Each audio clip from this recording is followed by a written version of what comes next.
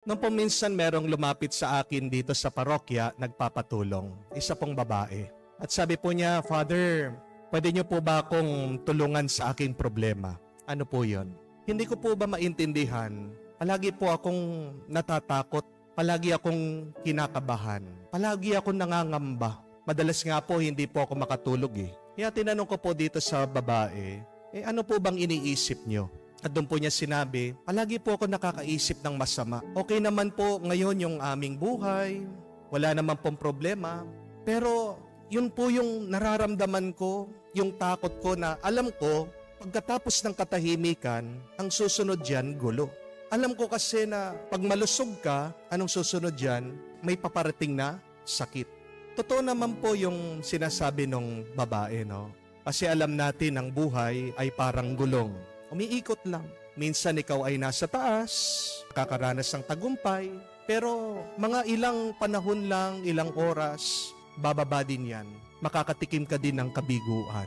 Merong mga karanasan ng kaginhawaan, tuwa, saya, pero kalaunan, makakaranas ka din ng sakit, mga pagsubok, mga hindi ka nais-nais na karanasan. Sa bawat mabuting nangyayari sa atin, para bang merong katapat na kamalasan, merong katapat na masamang karanasan. Amen? Kaya nga po, normal sa mga tao yung takot, yung pangamba. Pero kung palagi kang natatakot at nangangamba, matakot ka, hindi na normal yan.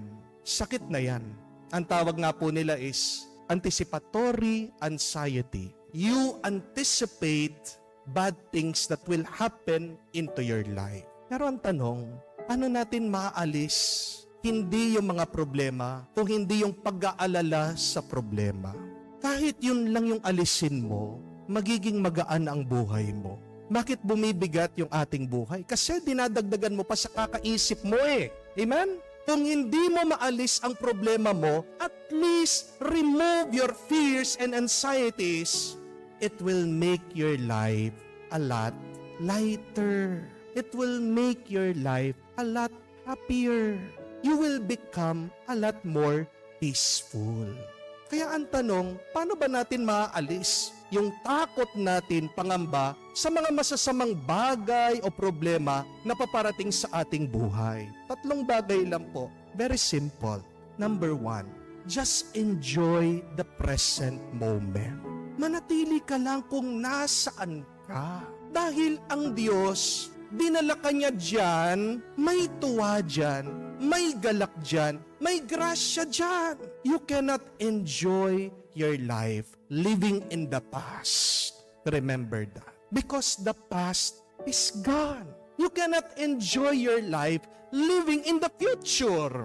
Because the future has not yet come. Paano ka magiging masaya? By deciding in staying in the present. Ang tuwa ay pagpili. At anong pinipili mo? Yung manatili ka ngayon at maging masaya ka sa kasalukuyan. Anong nangyari sa ating Panginoon dito sa bundok ng Tabor? Nag-iba daw siya ng anyo.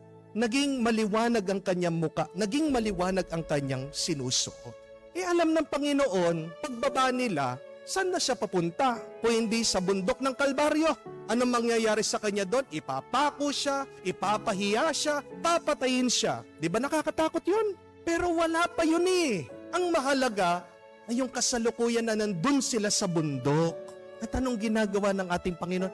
Siya'y nakikiisa sa kanyang Ama. Siya'y nagdarasal. Jesus was praying. And what is prayer? What does prayer means? It is being present in the presence of the Lord. Ang pagdarasal ay hindi lang yung pagsasalita o paghingi. Basta't manatili ka sa presensya ng Diyos, nagdarasal ka na. At ano ang mangyayari sa iyo? Pag nananatili ka sa kasalukuyan, kung nasaan ang Diyos, kamukha ng ating Panginoon, magiging malinaw, maliwanag ang iyong isip, ang iyong puso, ang iyong kalooban. Mawawala ang dilim ng takot kung mananatili ka lang ngayon. At kung lalasapin mo ang kasalukuyan, sayang ang kasalukuyan. Kasi ang pinakatotoo, tandaan niyo po, ay yung ngayon.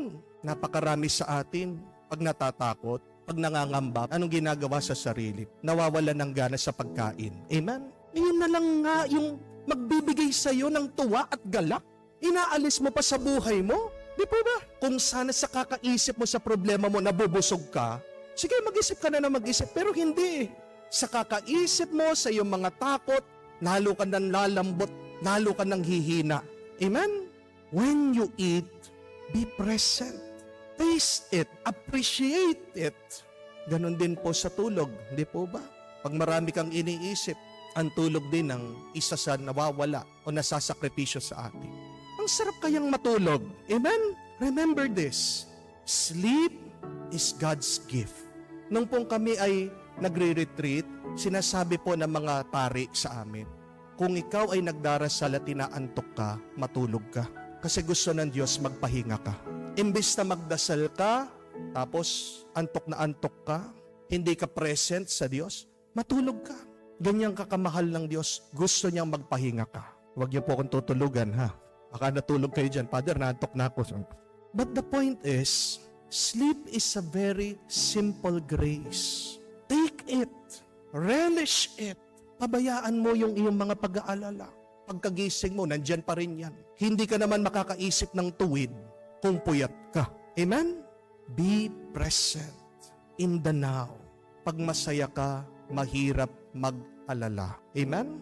Kaya nga, huwag mong papabayaan na masayang ang iyong kasalukuyan. Pangalawa, be grateful for the past.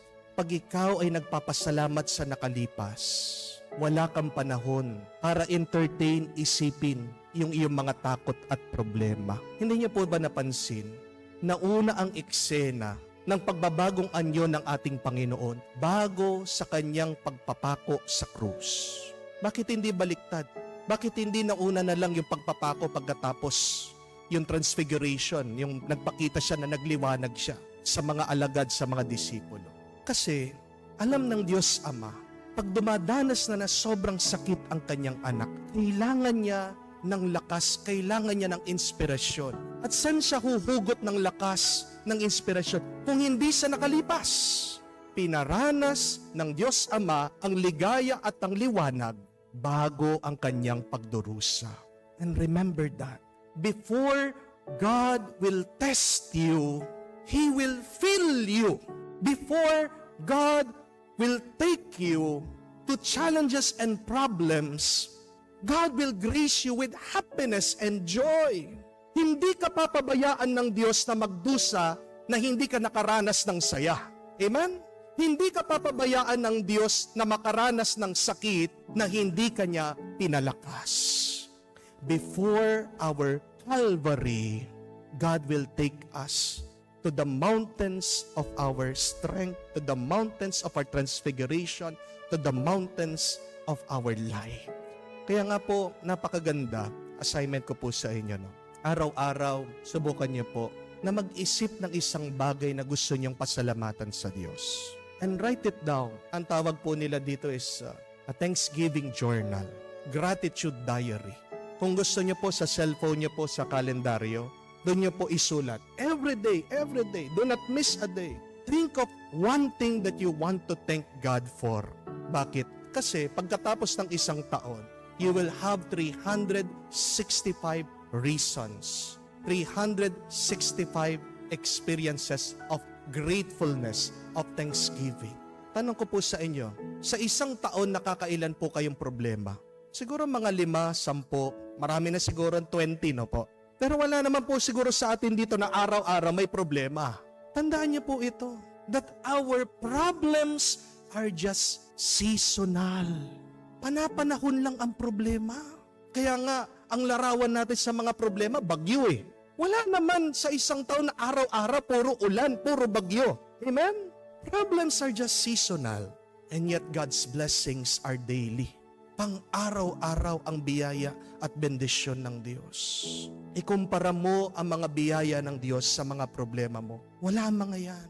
Kaya nga, pag dumadaan ka na sa sakit, sa pagsubok, dyan sa iyong mga takot, go back to your past. Look at those things that you're thankful for and you will feel happy once again. Magpasalamat ka. sa nakalipas, mawawala ang takot mo sa buhay. Amen? Pangatlo po at kahuli-hulihan, hope that God is in your future. Umasa ka na sa iyong kinabukasan, hindi lang problema ang nandoon. Nauna ang Diyos doon. At tandaan mo, kahit nasa gitna ng iyong problema, may tutulong sa iyo. Kung maalala niyo po ang eksena sa Kalbaryo, nakapako ang ating Panginoon, doon siya namatay, hindi po ba? Pero hindi naman siya hinayaan na manatili doon eh. Dumating pa rin ang ina niya, dumating pa rin ang mga alagad niya, dumating pa rin ang mga taong nagmamahal sa kanya. Inalis siya, binaba pa rin siya sa krus. At hindi po ba napakagandang balita yon? Na kung tayo, minsan feeling natin na parang pako na tayo sa krus. Parang kinalimutan na tayo. Huwag kang mag-alala. May darating na tutulong para ibaba ka dyan. At hindi ka mananatili sa iyong problema. Just move forward. Napakaganda nga po nung quotation na nabasa ko, sabi niya, falling down is an accident, but staying down is a decision. Pag ikaw ay nadapa, pag ikaw ay nahulog, pagkakamali yan. Lahat naman tayo eh. Aksidente yan.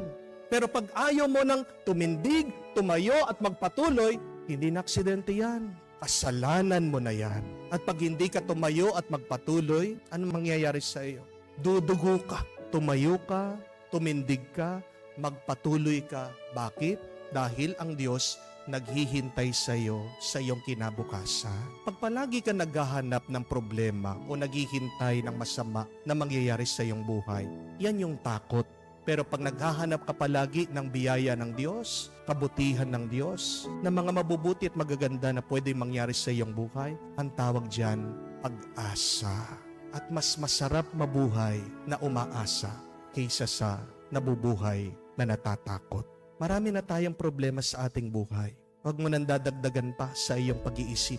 Mangako ka ngayon na piliin mong maging masaya sa kasalukuyan, magpasalamat sa nakalipas, at umasa ka kahit na may problemang paparating, nauna na ang Diyos doon para ikaw ay bendisyonan, biyayaan at punuin ng kanyang pagmamahal.